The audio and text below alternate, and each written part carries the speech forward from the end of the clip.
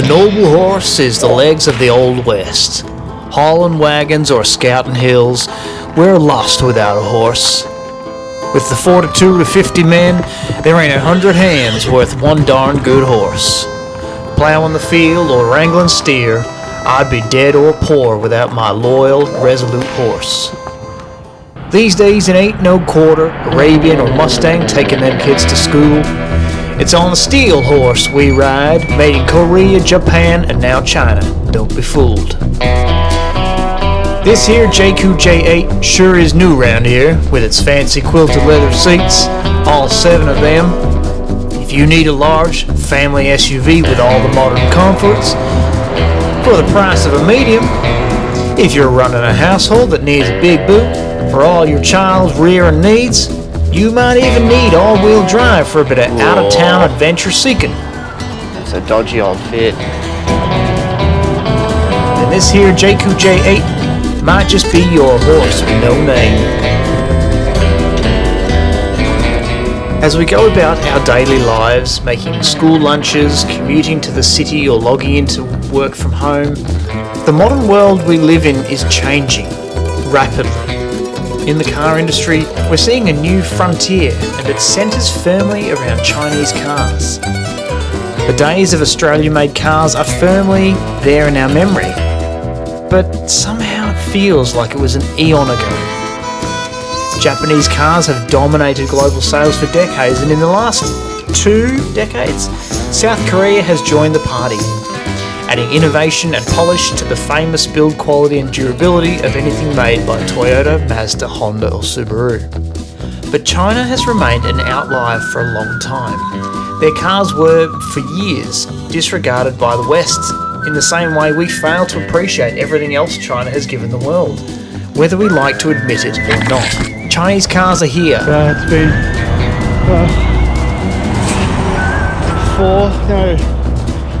5 hours, I think, since I set off this morning, and I've taken a bus, a train, another bus. I don't really know where I am. I think I'm in Bougainville, I don't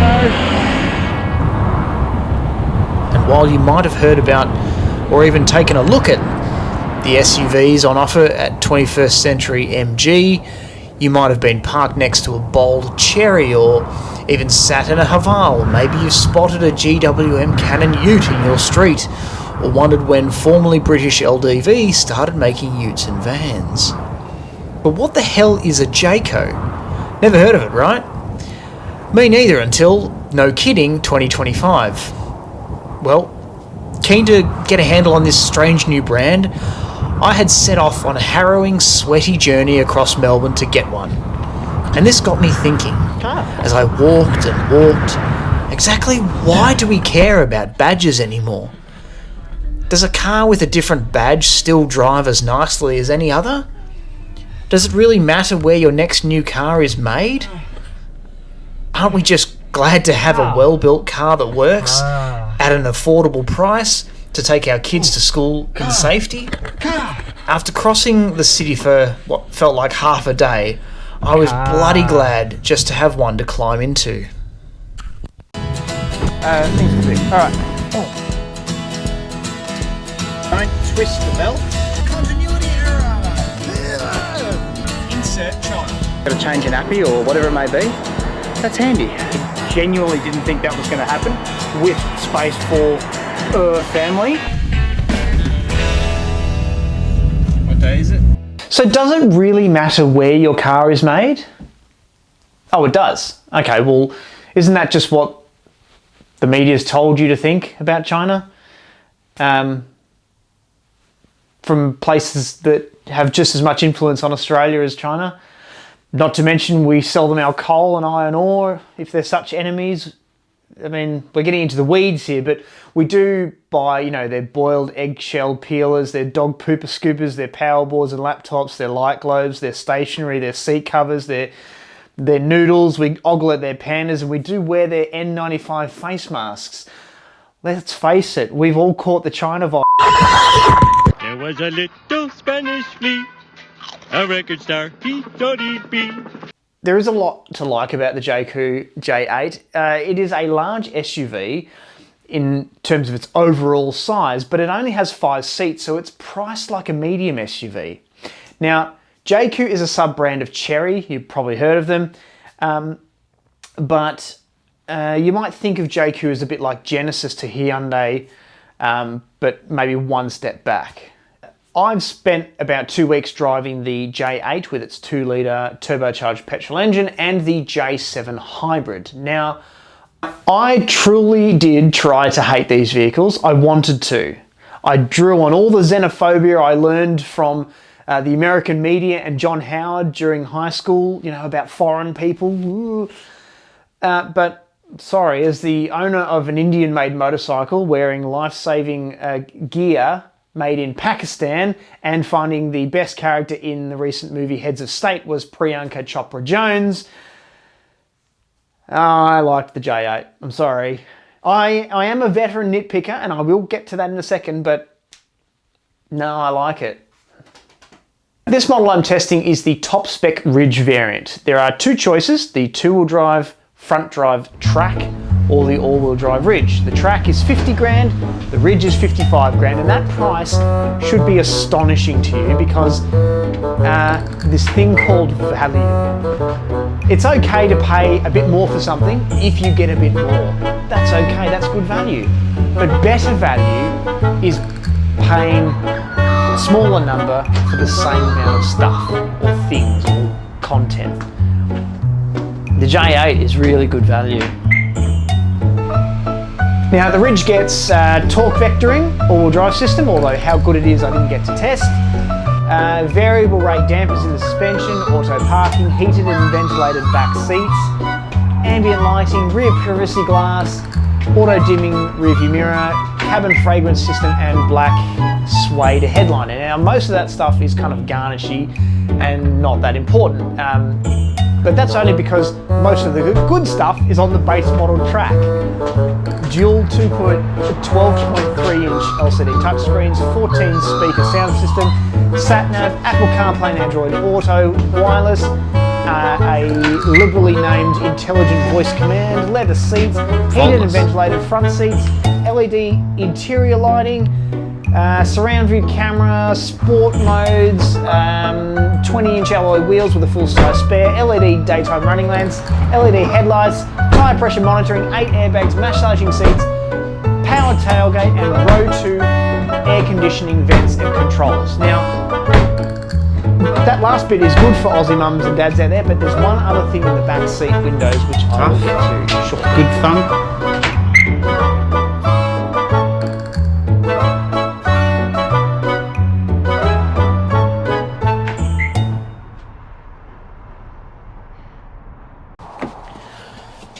Hey there. Okay, so it's time to put the first child restraint into the Jaecoo. Now, confession, I have done this already with my son's booster seat, which uses the standard OEM seatbelt path.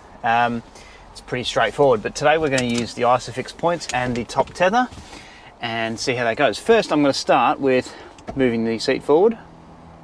Now, I can do this in a Sorento and a Hyundai Santa Fe, to be fair to them, so it's either a good or a bad thing. If your kids like to fiddle with buttons and play funny pranks on you, you might hate that, or it could be very convenient. It could also be both. We've got a center armrest here, which is nice and high actually for adults as well. Sometimes they're quite low, which suit kids, but this one is actually adult friendly, and you just push the little button there, pops out. Now that is actually quite a robust little mechanism there. I could literally do this all day, but I don't have time. Stick my coffee in there. All right. Hey, it fits pretty good. Nice. All right, let's do the first seat. Now, typically, I would put down a towel on here to protect the leather, but on this occasion, yeah, sure I will. Right, where were we? Take the towel that you do not love, wedge it underneath, tuck it down in here, just slot it under there so it stays just in the fold of the seat. Alright, restraint goes in. Now, just got to bring the seat back up a little bit. It does recline quite nicely at a decent angle back there, which is good for the grown-ups. Okay, let's start by loosening the top tether strap. Okay, so we've got lots of slack there. We're going to tilt the seat forward. Don't do this with a coffee in the center cup holders for obvious reasons. Thread it through the center of the headrest. No. Thread it over the top of the headrest. Okay, so it goes over the headrest like this. And then you want the latch to go down that way. Clip on. Very easy. It's nice that Jaecoo have put the actual anchor point quite high up on the backrest. It's not down the bottom, it's not hard to reach, it's not tucked down the bottom somewhere. Very good. We're going to push the seat back.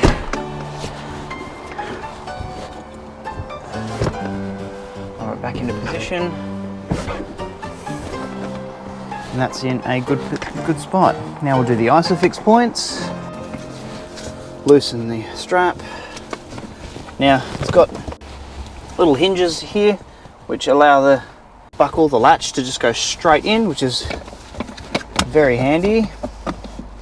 You basically just aim at the little picture and push, and it will guide the latch onto the actual anchor point. Slack here, and tension.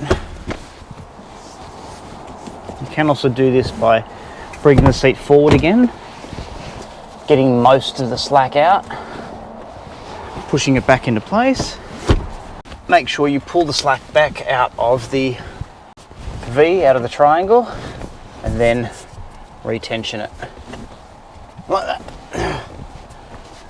And then a little bit of wiggle room is fine. You don't want it too rigid.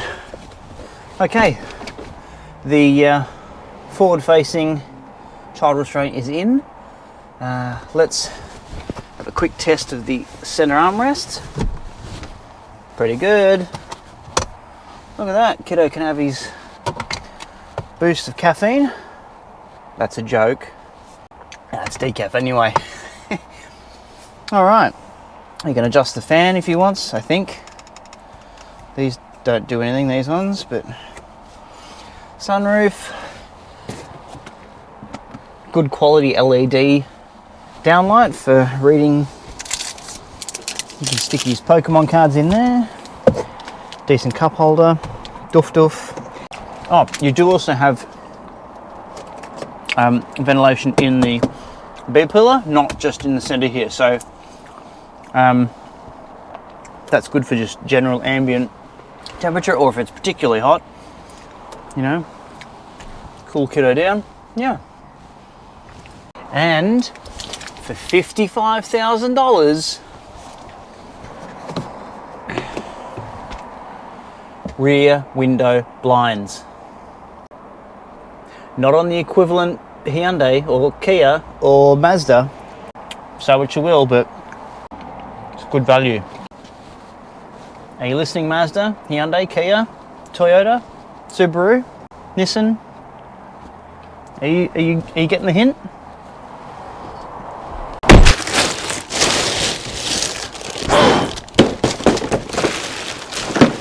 Now, if you are shopping for a $55,000 5-seat medium to large SUV, you probably have a newborn on the way. So, let's do a capsule in the Jaecoo J8 by putting the center armrest up. Right. Oh, pardon me. Just got to remind myself how to do this for a second. Just while I'm figuring this out, I want to say for the record, if you are struggling with installing your child restraint, up here or there somewhere is probably a video for me of me showing you a quick way to install it yourself. Or you can go to the Kids Safe website and book yourself your own child restraint fitment course. It actually is a very detailed,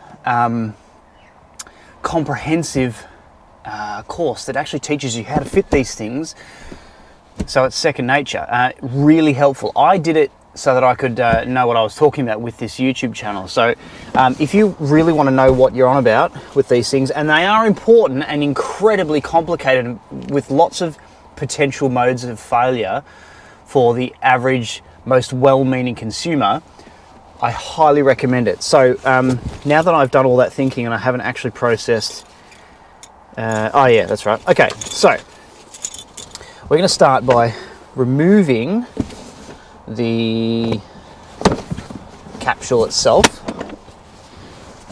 with the switch back here, up, rotate,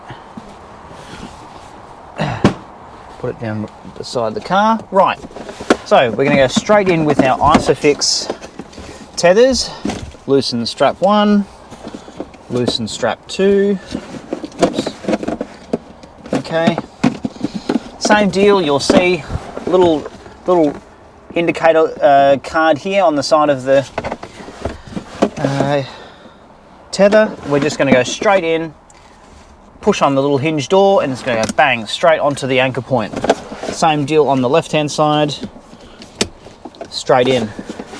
All right, the base needs to be nice and tight. 1, 2 tether points, 2 straps tight. Good, done. Straight in. No. Yes. All right, in. Rotate. Let's check the gap to the driver's seat in my position. 2 clicks. All right. We're in, baby. Right. Drop the handle. Okay. With the extension strap, I'm going to lift the headrest a little bit, feed it straight through the center of the headrest spokes. All right. And then obviously I've got way too much there because it's just hit the carpet. So I'm going to reduce the cord a bit, reach over, because Jaecoo has put the anchor point right near the top of the seat. My watch is in the way. I should be able to, might have to move the cargo blind slightly, but that's surprisingly easy. All right, clip it in, click, there we go, tension. There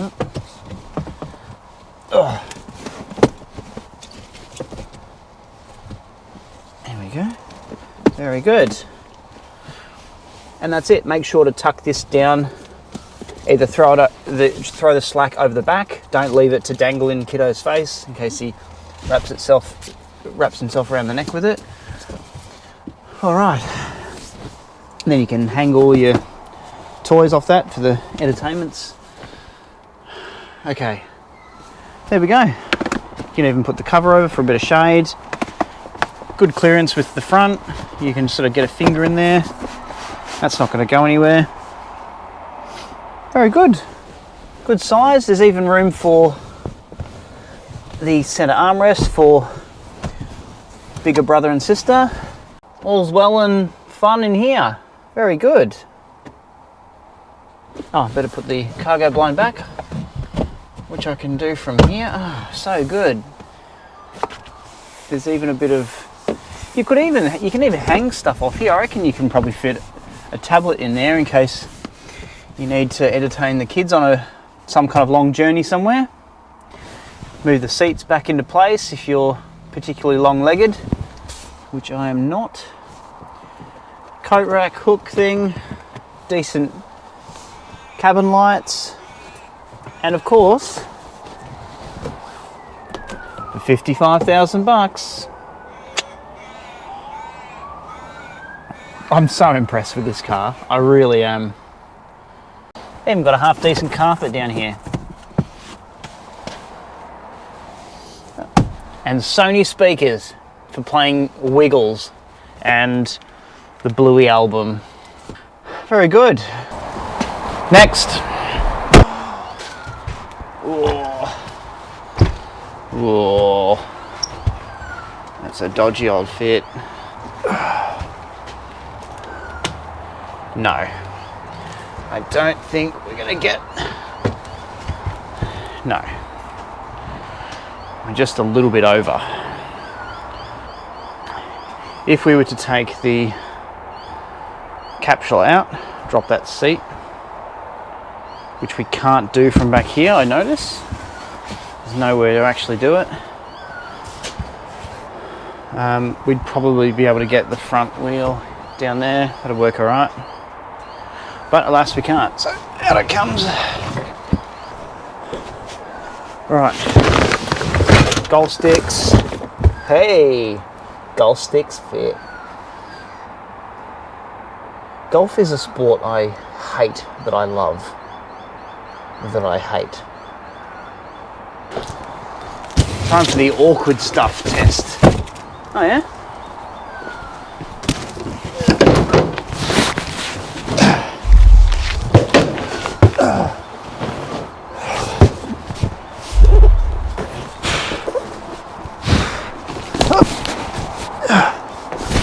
Part 2.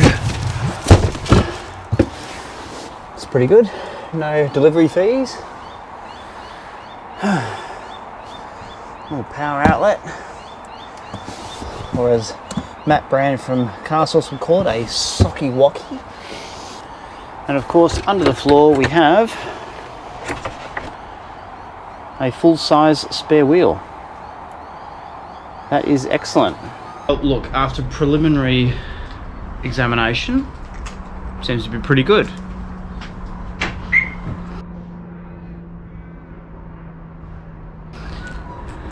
But I think deeper investigation needs to happen. I think I need to do some thinking.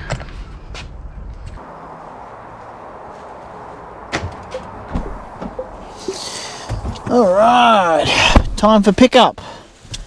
So something I just love about jumping into this car is, even though it's a nice quiet space to sit in, it's very airy, it's also quite easy to find what you want. Now, typically we tend to put the audio-visual stereo entertainment controls on the left-hand side, or we prefer it on the left-hand side because that's where that screen is on the car. And then we also try to put the vehicle control stuff on the right-hand side because that's kind of where the operational stuff in the vehicle actually is. You typically have the ignition or the park brake, the engine stop start, the transmission stalk on the right hand side, as we do in this car. So it's a bit back to front. So your natural intuition when you're driving along, you're watching the lights, you're answering 20 questions from the back, you go to want to adjust the radio or the music or whatever, and the controls are on the wrong side. Cruise control is on the left hand side. This is an orientation thing. It's about adaptability. You'll have to learn the ways of this car as you get used to it. There are plenty of other cars that still do it this way. It's just in a conventional Japanese, Korean SUV, they tend to be corrected for the right side. Having said that, however, even on the latest model Hyundais and Kias, they do have a bad habit of having the home button or the return button or the main menu icon on their screen located in the far left corner, the furthest away from the driver that it could possibly be. But no, here it's on the right hand side in the bottom corner where I can push it easily. So they've done a pretty good job here. It's not all bad news. In fact, in many cases it's good news. But it's not all good news. There is some bad. Piano black plastic, it's everywhere. It's in the cup holders. I mean, you're just going to leave the cup holder flap open at all times because, that's just easy access for things. I don't personally like the cup holders forward of anything electronic or sensitive like these volume controls, the seat heaters, you know, the front and rear demisters, the mode button. I prefer it the other way around, so that, you know, in the event that your coffee spills or you get a drip, it doesn't go into sensitive electronics. That's just a personal preference. I like the charging pads nice here, front and center. I do think that they are a little bit close to being distracting, but then again, you've got this enormous screen anyway. Maybe we've all adapted, I don't know. And before you start thinking, as I did, that there's not a whole lot of just general open storage here, there is a glove box that is quite generous. So there's a drink bottle in there and some Jaecoo paraphernalia, but it also is illuminated. It's got a nice little light down there, which is quite good. There's even a little cubby where you might be able to stash things sort of quite secretly if you need to, although now that I've put it on YouTube, that's probably a moot point. I think this center console might be cooled. I wouldn't say chilled, but maybe. There is a little vent down here to open and close if you want the air conditioning system, probably from the rear row 2 vents, to come into the center console. That's pretty clever. But I was mistakenly about to suggest that there's not a whole lot of open air storage in here, but in fact there is. Just like a Hyundai Palisade, there's a open tray down the bottom here, which is kind of sort of out the way of prying eyes, which is good. I love these vents. Oh my, elegant and quite cleverly designed. It's a separate input to actually close the vent. What a lot of Japanese and Korean cars have started doing is using the position of the vent as a closing or opening of the actual vent. So what that would do is mean you can't actually face the vent furthest away from you but keep the temperature circulating, because it would close the vent. Whereas here, you do get to keep the vent open. Don't want hot air in your face or cold air. It means you can blast it down the side of the door, or, you know, around the rest of the cockpit without it going straight in your face.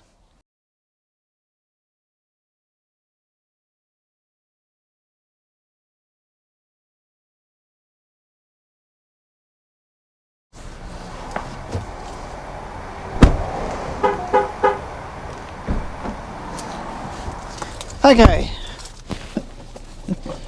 school pickup time.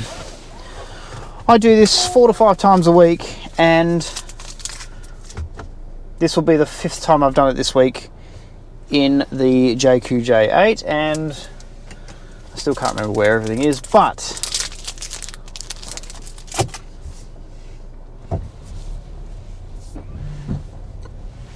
now that sound was the door handles sliding back into the car. They've never failed to do it this week at all, without fault.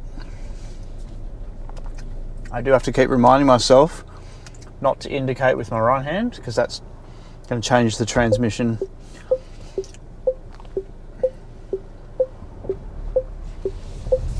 The 360-degree camera comes on automatically when you're at low speed, and it's pretty accurate. Like, the graphics look like they've come from the Nintendo GameCube, but the GameCube incidentally being my favourite console. However, it's I don't know, I think you probably can turn it off somewhere. I just haven't figured out how. Now, pulling out from a giveaway sign, 2-litre turbocharged petrol. It's actually got pretty decent grunt. Now, it's not got as much torque as something like a Sorento diesel or a Santa Fe, but even though the torque isn't down low, it is a little bit further up higher. It's around 4,000 RPM. It is actually kind of nice to drive. I know you're not allowed to say that about a Chinese car, but it's 183 kilowatts is pretty good. My one criticism about the driving experience, though, is sometimes the transmission, because it hasn't quite got as much torque, as something like a diesel, particularly down low in the normal revs that you tend to drive in. You do have to give it a little bit more squirt in order to get it to pick up pace. So I'm going uphill now, lean on the throttle a little bit. It doesn't quite have that low down torque, so it has to rev a bit higher to give you that push that you want. It's not bad, it's not terrible. In fact, it's quite okay. It's just a nuance, just something that's a bit different. I would prefer a diesel, a torquey little diesel, but it's not bad. It's quite good. What it means is that transmission, sometimes you just want a little bit of power, but it tends to overreact a little bit and kick it down. So you end up you're getting a bit of a jolt, and then it revs a little bit higher than you might want in, say, a school zone or outside the nursing home or something.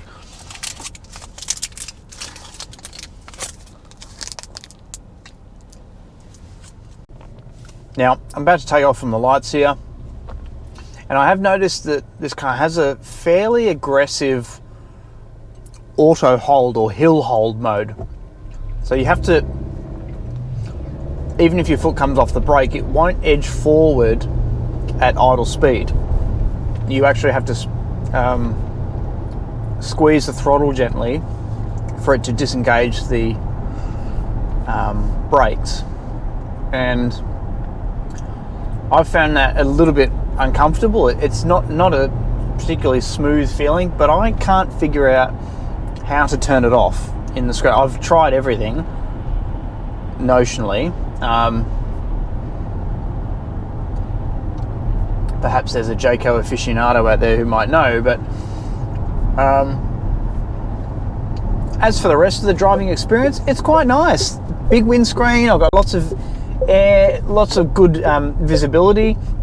I like that they've attached the door mirrors to the door, not in the corner of the window glass, which creates a big blind spot. They've actually left it on the door. Sorry, I'll shut that up for a second. They're easy to adjust. They're quite wide, and they've got that pointier corner for the glass just to see further out into your blind spot. Even on the left-hand side, it's quite good, and they are very easy to adjust. They do have a tendency, I don't know if it's the other person driving this car, but they do seem to keep ending up getting adjusted inwards, which is how you create blind spots. And parking, it's the same size as a, I don't know, Mazda CX-60 really. It's, or 70, Kia Sorento. It's just as easy to park. Put it in D to park, push the N to park. That's it. Park brake on. Yeah. All right, better go get kiddo. I'll see you in a minute.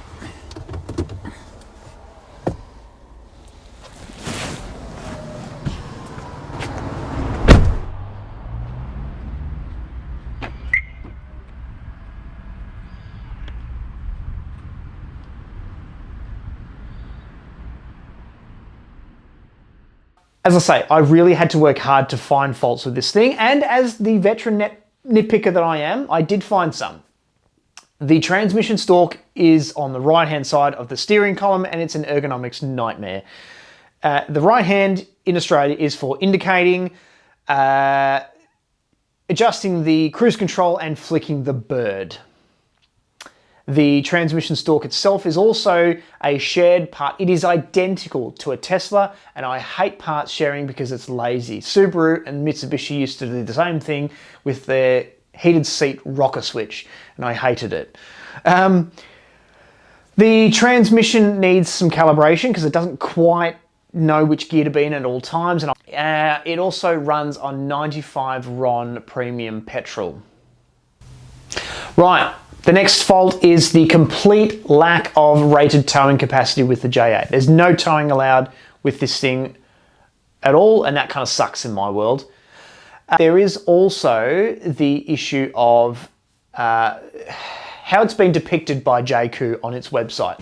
As you can see here, it is being depicted in some rather gnarly off-roading situations. Now, this is not a vehicle with a low-range 4x4 gearbox. It is a soft-roading, light-duty family SUV. But it's being depicted, you know, going up steep rocky climbs, thrashing through some kind of shallow water, and power sliding along a gravel road with a cliff drop-off and no guardrails. That's a no-no in my book, because it tells you, the consumer, the wrong message about how to use this vehicle. And it's also a bit of a safety... I don't know exactly what means, but you shouldn't be using the Jaecoo J8 in that manner depicted, in my view. So let's be clear. I really enjoyed driving the Jaecoo J8.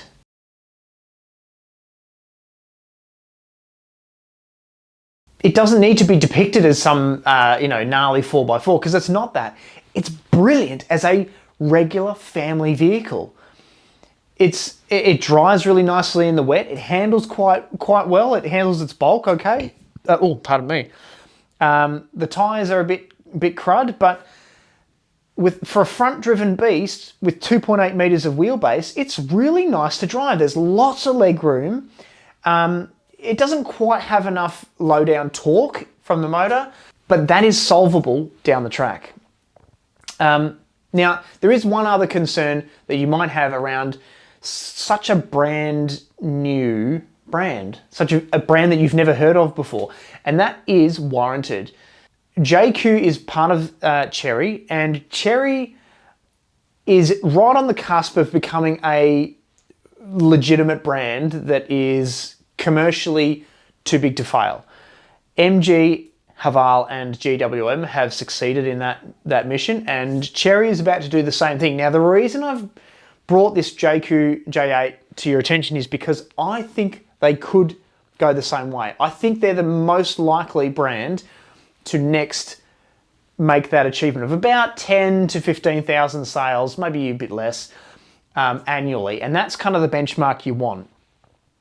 Now, the reason it's a challenge for them commercially, and you need to watch this space, is because Australia is a very congested market. We have a very small sales footprint, you know, commercially, especially in a global context. And we have lots of brands competing really hard for that very small number of 1.1, 1.2 million sales annually. The point here is that I'm going to keep my Subaru for a little bit longer, and you might not go for a Jaecoo just yet, but it's worth having a look at. And especially if your budget's a bit tight, you do get a lot of vehicle for your money. But you just want to make sure that the brand is doing all the right things and that nothing pops up in the next couple of years. It's good to have the brand on your radar. So yes, Jaecoo does have a big commercial battle to win here, and it's an uphill climb. But if this is the first Jaecoo product to hit showrooms in Australia, and it's this good, the Japanese and Korean brands are in for a rough ride. Yippee-ki-yay, motherfucker!